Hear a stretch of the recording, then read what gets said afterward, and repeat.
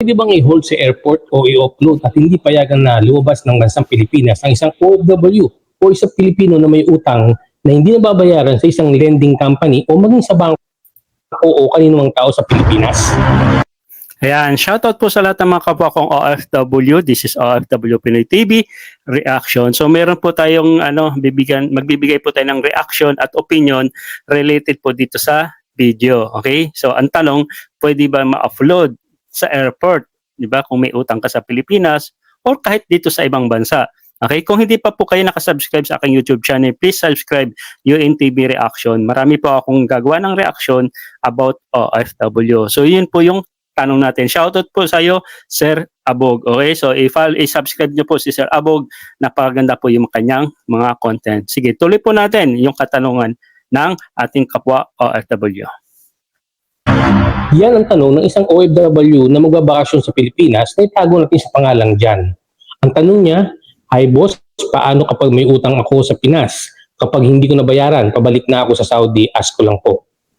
Ayon sa ating kababayan na OFW, siya ay umutang sa isang lending company using lending apps na nag-o-offer ng mabilis na loan sa mga OFW ng halagang 10,000 pesos. Pero ito po yung tinatawag na loan apps, Shark. Ayan, yung agad-agad dumarating sa iyo yung pera, pero bago dumating yung pera mo, alaki na ng kaltas, 'di ba? Tapos 2 days before bago ang due date, for example, 7 days mo babayaran, 5 days pa lang panay tawag, haras na. Ito po 'yon. Okay? Hindi lang sa mga loan apps, pati mga bangko. Sige, tuloy lang po natin. Pero dahil sa hindi niya ito nabayaran on time, siya ngayon ay sinisingil ng 46,000 pesos at pinadadalhan ng mga demand letters at sinasabing kakasuhan siya ng estapa. Narito ang kopya ng mga demand letter na natanggap niya sa kanyang email. Kaya si kababayang OFW ay nangangamba na kung siya ay magbabakasyon ay hindi na siya makakabalik pa sa Saudi dahil baka siya ay harangin sa airport o ma-offload.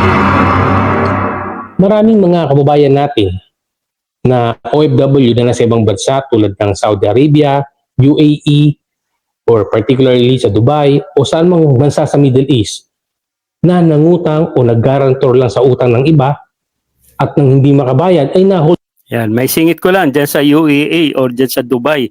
Marami po yan nakakapag-loan dyan po sa bansa na yan. So medyo hinay-hinay po. Ingat-ingat po tayo dyan mga idol, no? Sa pag-uutang. Sa airport at hindi na makalabas ng bansa at hindi makauwi sa Pilipinas at ang iba ay nakulong pa.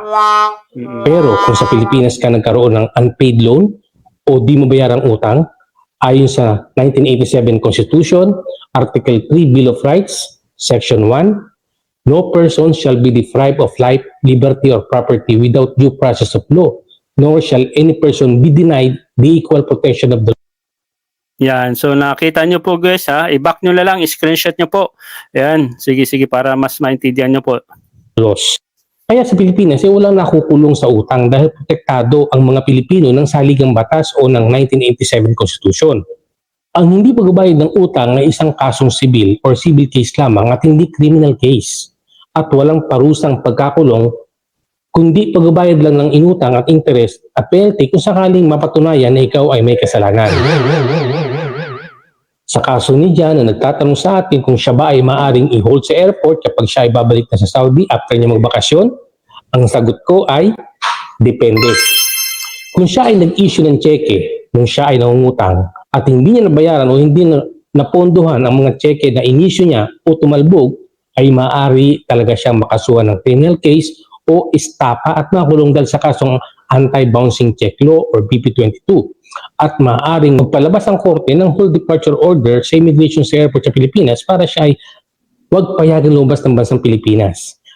Ayan, dun sa mga nagre-release o nagbibigay ng mga talbog na cheque, ingat-ingat po kayo. So sana napanood nyo po tong video na ito. Mahirap na po, no? Talbog na cheque po yan, may kaso po yan. Kaya dyan, bago ka umalis ng Pilipinas, may 3 bagay kang dapat gawin. Una, bayaran mo muna ang iyong utang para wala ka nang isipin. Pangalawa, alamin mo kung may naka-file na kaso sa iyo sa court or sa barangay. At pangatlo, kumuha ka ng NBI or police clearance para sure ka na wala kang kaso pag alis sa Pilipinas. Yan, yun po yung pangatlo, pinaka-the best din po yun, pinakamadali. Pag ikaw nakakuha ng police clearance or NBI, ibig sabihin, klarong-klaro, malinis po kayo, walang nakasampang kaso. Kaya ang mayapayo ko sa mga OFW, huwag na huwag kayong basta-basta papatol sa mga lending na nag-offer ng loan dahil tiyak na ihaharas kayo niyan kapag kayo ay hindi makakabayad on time gaya ng nangyari kay Jan. Sa iba pa nating mga kababayan na hinaharas at pinadadalhan ng demand letter at tinatawagan ng lahat ng contact sa kanilang mga mobile phone para lang maobliga na masingil o magbayad ang may utang. Tandaan natin, ang buhay ay walang rewind. Kaya anuman ang gagawin natin, dapat natin pag-isipang mabuti ang idudulot ito sa atin at sa ating pamilya. Kung meron kayong tanong ay mag-message lang kayo sa baba ng video nito. See you on the next. Thank you, Sir Abog. Ayan, subscribe nyo po. Yan, tama po. Advice ni Sir. So, lalo na sa mga kapwa kong OFW. So, malinaw doon po dun sa, kung may utang po kayo dyan sa Pilipinas, kung wala naman po kayong binigay na cheque o talbog na cheque, wala naman pong problema. Makakabalik po kayo sa abroad kung saan po kayo nagtatrabaho at makakauwi. Pero kung nandito po kayo sa bansa natin like Saudi, United Arab Emirates or Dubai, marami po dyan. Also po yung mga credit card na yan. Diyan po kayo ma-hold. Marami po tayo nababalita mga kapwa nating OFW na hold po dyan sa airport dahil nga may mga remaining balance. Okay? Kahit na anong balance mo dyan, credit card man yan, mga loan nyo dyan. Kasi dyan sa UAE, alam ko open na open, may mga ganyang utang-utang. Dito sa Saudi, wala akong alam sa ganyan eh. So medyo hinay-hinay po. Baka mamaya yung pinagkirapan nyo dyan sa abroad, dito sa abroad, ay mapupunta lang po dyan sa mga balance nyo. Kasi hindi po kayo makakauwi sa Pinas, baka mamaya may interest pa dyan. So kailangan bayaran nyo para makakauwi at saka hindi na po kayo mag-aalala na may mga utang kayo dito sa UAE o dyan sa UAE. Okay?